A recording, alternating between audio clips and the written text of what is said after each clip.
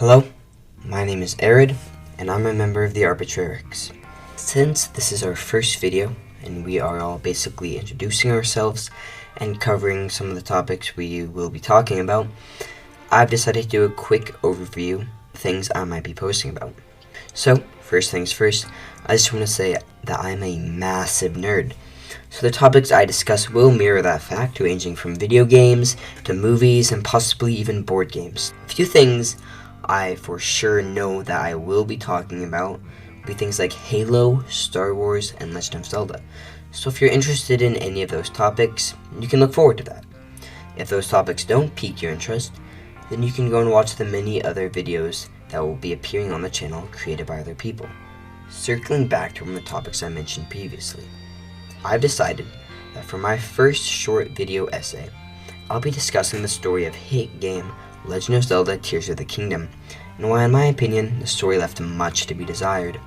If you have not played Tears of the Kingdom and are looking to avoid spoilers, now would be the time to skip past my part of the video. Moving on, I want to state that I have nothing against Nintendo as a company. I just didn't enjoy the story from Tears of the Kingdom. I also want to say that I do not dislike the game overall. In fact, I like the gameplay so much, I played it about for a month and a half straight after its release. However, one of my favorite games of all time was Legend of Zelda Breath of the Wild. So when the sequel was announced in 2019, around the time of the pandemic, I was very excited. To be honest, what I got when it released upset me greatly. The story of Tears of the Kingdom is as follows. After exploring ancient ruins underground, Zelda and Link accidentally awaken the ancient demon lord Ganondorf, who attacks them.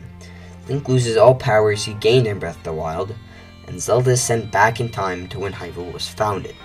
As Link, you awaken on a floating island and must complete shrines while a spirit guides you. Once completing the shrines, you get a paraglider and can leave the floating islands and explore Greater Hyrule. Then you can go and meet with Ashika, who will help you on your quest and get you started. You do a few missions from there and begin your journey to the 4 main regions of Hyrule. You can help each region defeat some grave threat, go inside the dungeon, beat a boss, and gain a spirit companion who can help you with your journey and give you special abilities. You can also go around collecting memories to see cutscenes of the past and what Zelda is doing. In the end, you defeat a few stages of Ganon and save Zelda. Great job. And if you wanted to skip all the previous crap, you could have just gone straight to Ganon and killed him and saved Zelda. Does that all sound very familiar?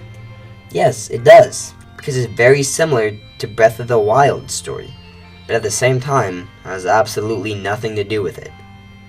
Yes, I understand most Zelda games like that have a basic story like this, but some things were just unique to Breath of the Wild. Now, coming back to when I first heard about the sequel, I just couldn't wait to see how much had changed in Hyrule. What had happened to the divine beasts, guardians, how Hyrule was rebuilding and moving on from the calamity. And what I got when I played the game disappointed me. I had waited for so long to play this game that when I did, I ended up being quite mad. Its story had nothing to do with Breath of the Wild's, ignoring the fact the calamity had ever happened, disregarding the existence of previous champions, and all Sheikah tech had just vanished.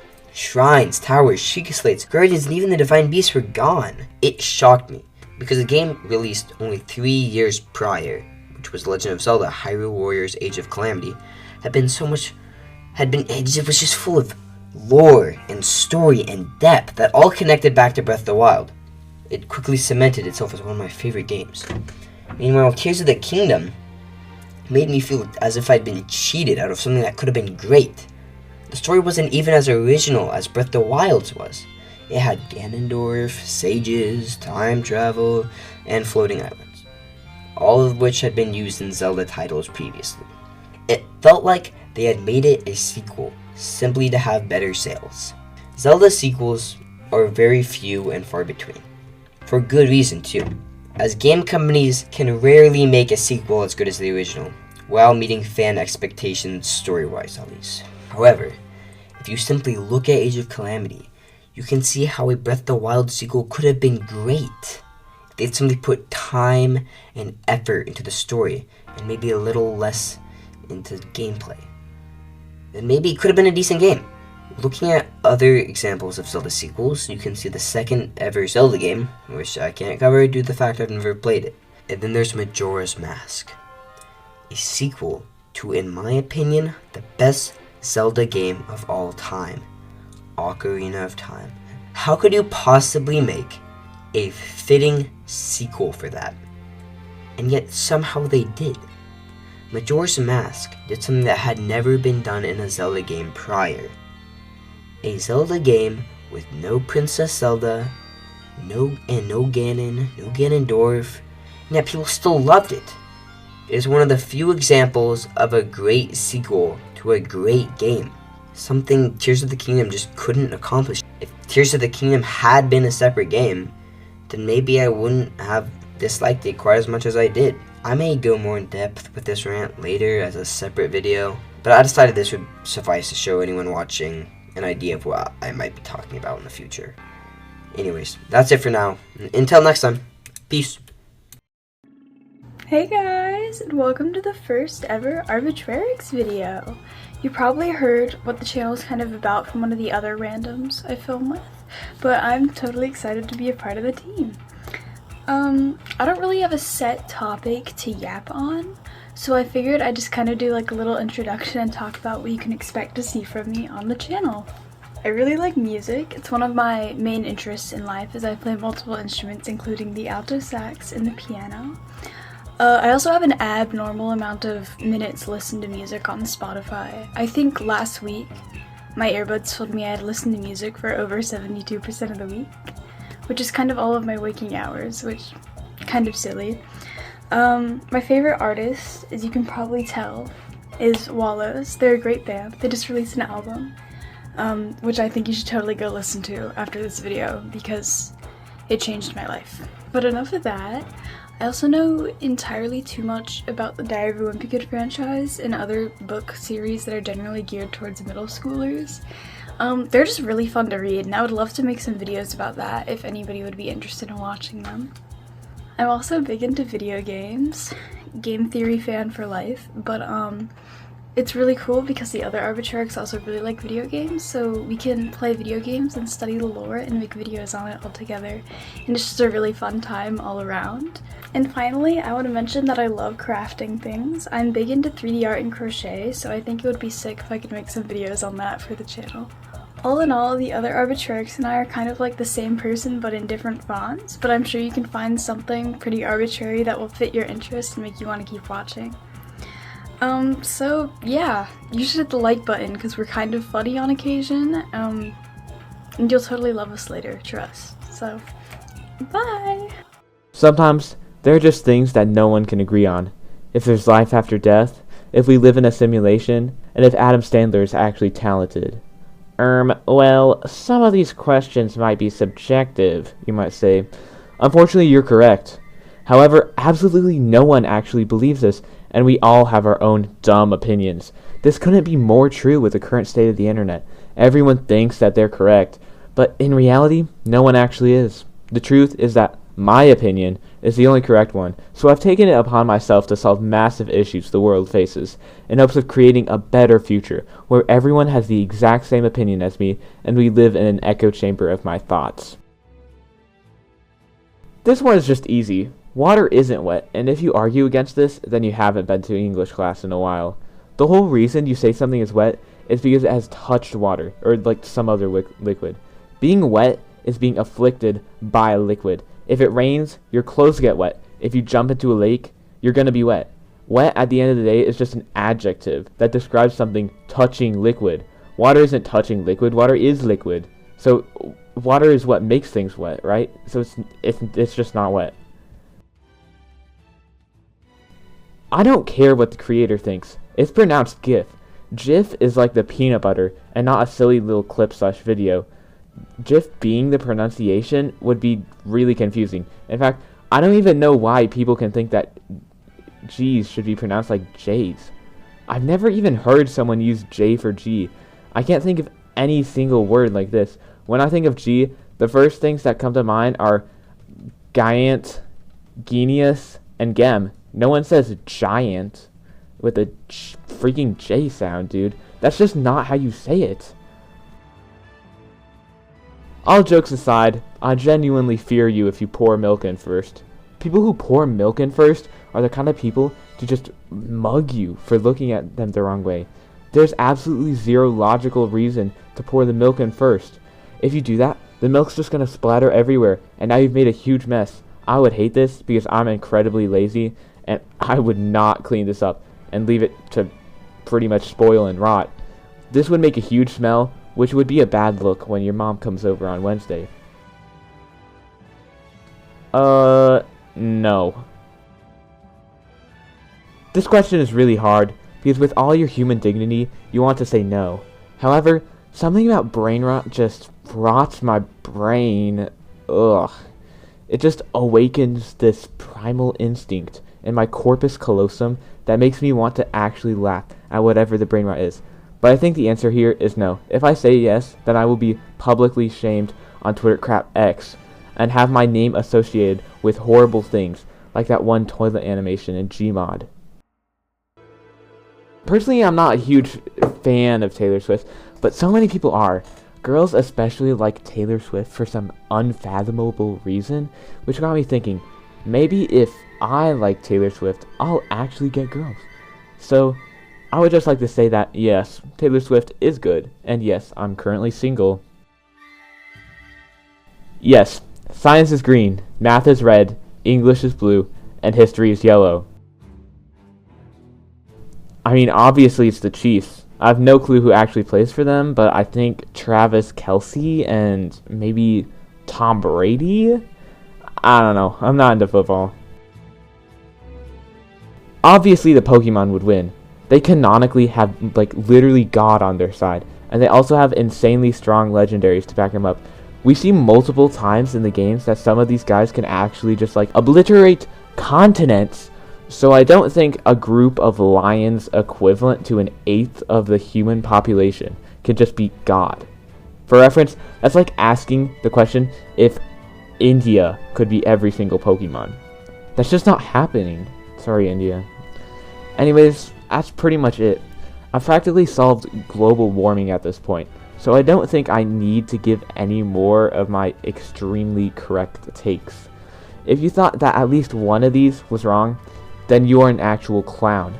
I hope you get bullied online. I'm sorry, snowflakes, did I hurt your feelings? Were you expecting some sort of disclaimer to tell you that this video is satire? All of these opinions are objective facts. Opinions are the opposite of facts. Shut the freak up. Has your grandma ever called you handsome? That's what I thought. Anyways, good night. Hi, I'm Sunstone, and I have a story to tell. On my mother's birthday, we were sitting at home and quickly became bored. It was so close to 5 o'clock that we decided to go out to eat. But while we were there, I saw something that I later realized really makes me think. I looked over at the nearby table and saw two kids who didn't appear to be over the age of 7. One of the kids was making faces, and the other kid was on Snapchat using filters. I could tell he wasn't just using his mother's phone while he was bored, because she too was on her phone. As I saw this, I started to think about how I've seen parenting styles change over the years. When I was this kid's age, I was talking to those around me and playing with straw wrappers to keep myself entertained at a restaurant. But this kid was on Snapchat in his personal iPhone. I really don't understand why some parents nowadays think that just shoving a phone in a kid's face will solve all their problems. Crying? Phone. Loud in the car? iPad. Talking back? PS5. Well, yes, you are calming them down for the time being. You aren't letting them spread their imaginations and let their creativity roam free. This may already seem like a back in my day situation, but I'm not that old.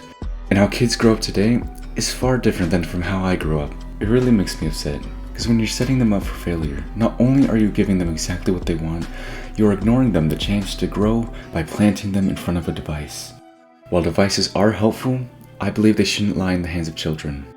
I didn't get a phone until I was 13, and now I'm seeing kids who are literal toddlers on phones. Honestly, it makes me worry for their future, because I'm sure they'll be fine. I just don't think you should risk that, just because you wanted your child to be quiet. So, I advise parents today to think twice before giving their kid a device. It may not be the right time.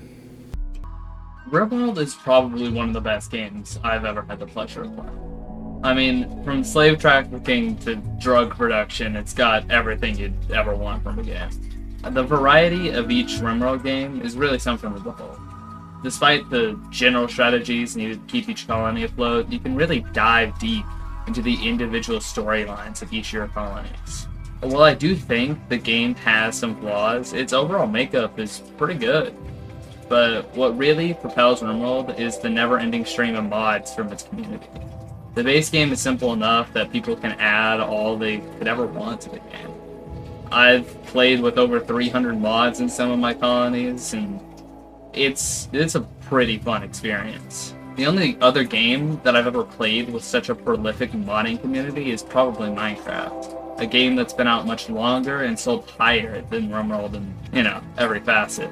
I'd say buy the game if you haven't already. It's a great time. Bye. Hey, I'm Jack, the final member of the Arbitrarics that you will be seeing today, and that totally isn't because I have taken like 3 months to record my bit, and there's also a gun off screen. Somebody please help, send help, call help. I'd like to rescind my statement earlier. There's not a gun off screen forcing me to record right now. I promise. So, I hear you talking to me. Jack, what type of bug are you going to be talking about? Will it be spiders? No, spiders aren't bugs. They're arachnids, you stupid fuck. Never speak to me ever again. I don't want to hear you talking. Will it be beetles? Beetles are cool. Not cool enough for the video, though. I won't be talking about beetles. Will it be cockroaches? No, because cockroaches really scare me. I don't want to talk about cockroaches. It's not something I will ever do. This will be the last time I ever refer to these things. These creatures are... I don't like it. No, I will not be talking about any of those today. Some of those I'll never talk about. I'm not talking about cockroaches. What do you want from me? I'm a normal person. Mostly. Today, I will be talking about ants. What the fuck? This is a pic... What the fuck? Guys, I need pictures of ants. That is a picture of an ant. What are you talking about? No, this is a picture of an aunt. Well, they're pretty similar, so does it even matter? No, those are two different things. Guys, I need pictures of ants. Well, we don't really have it in the budget. What do you mean we don't have it in the budget? Okay, for some reason, we don't have enough money in the budget for a piece of paper. So, I'll just say what we're doing. Today, I'm going to be talking about how ants are going to dethrone us as the top dog of Earth. Trust me, I'm going somewhere with this. We all know how humans started out. We were little hunter-gatherers that slowly cultivated crops and ranched animals. Now, would you believe me if I told you that ants are doing the exact same thing? Yeah, it's horrifying. Ants are farming mushrooms like crops. They will go out, gather food, and then bring that food back to the mushrooms in their colonies. So the mushrooms will make more of themselves, and then later on, if they need food, they'll eat the mushrooms. That's just farming. And they ranch animals too. They have worms, silkworms specifically, that are as big as them, that they'll walk up to and just give them food. And then, once the silkworms have produced enough food, the silkworms do everything that living things do, and take that food out of their body. And then the ants eat that. Ants eat silkworm poop because it's incredibly nutritious and it's really, really good for them. Yes, you're hearing me correctly. I think ants are better than us because they eat shit. But I promise it's not just because they eat shit. There's more, guys. I swear. Ants have evolved random, stupid traits. Can you walk on walls? Ants kind of can. Can you form boats with your bodies? Ants kind of can. Can you dig intense tunnels? Ants can. Can you block doors with your enormously large head? Ants can. There's a real thing. They're called big head ants. I know. Surprising. These ants, some of them have larger heads, larger than their small little bodies. And when they're getting attacked, these huge-headed ants will slowly back up outside the tunnels and then block the tunnels with their enormously large heads. Imagine with me for 1 second, if you had a giant head that you could block doors with from outside attackers, try and look at me in the eyes and tell me you wouldn't be better for it. You would! This all leads me to my final point. If ants really do overthrow us as the natural rulers of this earth, I ask them to not make the silly and stupid mistake we did in inventing Burger King. Burger King is always a huge letdown and a huge disappointment. Burger King's fries, they're mid. Burger King's burgers, they're mid. Nothing's good at Burger King. Burger King is always a waste of space, disappointment. I go like once a year and pray to God that they've done better, and it never does. Don't make the same mistake that we did. Don't do Burger King. Skip that step. So that's it, Burger King. Please don't sue me, guys. I'll lose so much money. My livelihood, it's gone. Hey guys, hope you enjoyed watching that video. If you like us, there's more content coming out soon, so stay tuned for that. Until then, peace.